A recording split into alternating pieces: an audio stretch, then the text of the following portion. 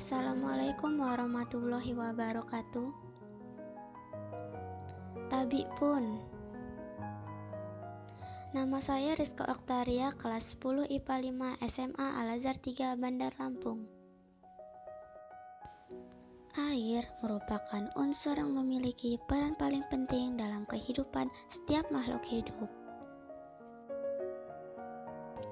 Hampir 70% permukaan bumi tertutupi oleh air.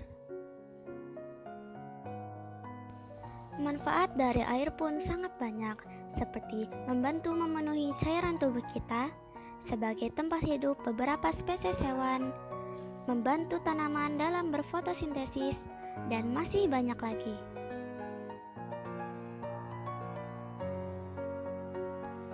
Ngomong-ngomong tentang air, jadi keinget hujan. Kita pasti tidak asing bukan dengan hujan? Tapi apakah kalian tahu dari mana air hujan itu berasal? Nah, materi yang akan saya jelaskan pada video kali ini adalah tentang daur air. Daur air atau siklus hidrogen adalah sirkulasi air dari atmosfer menuju bumi lalu kembali lagi ke atmosfer. Tahap proses daur air. Evaporasi. Evaporasi adalah proses penguapan air yang ada di permukaan air akibat adanya energi panas dari matahari. Transpirasi, yaitu merupakan proses penguapan yang terjadi pada jaringan makhluk hidup. Contohnya adalah tanaman yang menyerap air untuk digunakan dalam proses fotosintesis. Air hasil fotosintesis ini kemudian dikeluarkan oleh tanaman melalui stomata sebagai uap air. Sublimasi. Sublimasi adalah suatu proses di mana es batu berubah menjadi uap air tanpa mengalami fase cair. Kondensasi, yaitu pada saat air di seluruh permukaan bumi berubah menjadi uap air. Uap air itu kemudian naik ke atas menuju lapisan atas atmosfer. Presipitasi. Presipitasi adalah proses pencairan awan hitam hingga jatuh ke bumi yang kita kenal dengan peristiwa hujan. Limpasan.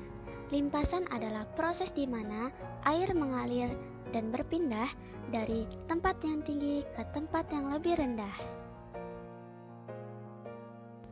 Infiltrasi. Infiltrasi yaitu air yang meresap ke dalam tanah. Air tersebut merembes ke bawah kemudian menjadi air tanah.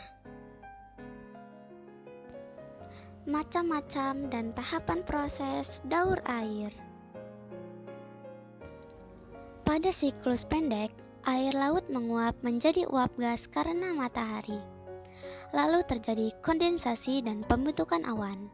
Setelah itu, turun hujan di permukaan laut. Tahapan yang terjadi pada siklus sedang adalah sebagai berikut. Matahari menyinari sumber-sumber air, kemudian terjadi evaporasi. Uap air yang telah terbentuk bergerak karena tertiup oleh angin ke darat. Terbentuklah awan akibat pemanasan itu tadi. Hujan turun di permukaan darat bumi. Air yang turun di atas akan mengalir ke sungai, kemudian mengalir lagi ke laut untuk kembali mengalami siklus hidrologi. Tahapan pada siklus besar adalah sebagai berikut. Matahari menyinari permukaan air, kemudian terjadi evaporasi. Kemudian uap air mengalami sublimasi. Uap air yang telah terbentuk dan mengalami sublimasi kemudian menyebabkan terbentuknya awan yang mengandung kristal-kristal es. Awan yang terbentuk kemudian bergerak ke darat karena tertiup oleh angin. Kemudian terjadilah hujan di atas daratan bumi. Air yang turun di daratan akan mengalir ke sungai, kemudian mengalir lagi ke laut untuk mengalami siklus hidrologi kembali. Tanpa manusia sadari, ada beberapa aktivitas yang dapat mengganggu sirkulasi keseimbangan alam, termasuk siklus air. Berikut ini merupakan kegiatan manusia yang dapat merusak lingkungan dan mempengaruhi sirkulasi air. Begitulah proses daur air dan aktivitas manusia yang dapat mengganggu sirkulasi daur air. Sampai di sini yang dapat saya sampaikan. Mohon maaf jika masih ada kekurangan. Terima kasih. Wassalamualaikum warahmatullahi wabarakatuh.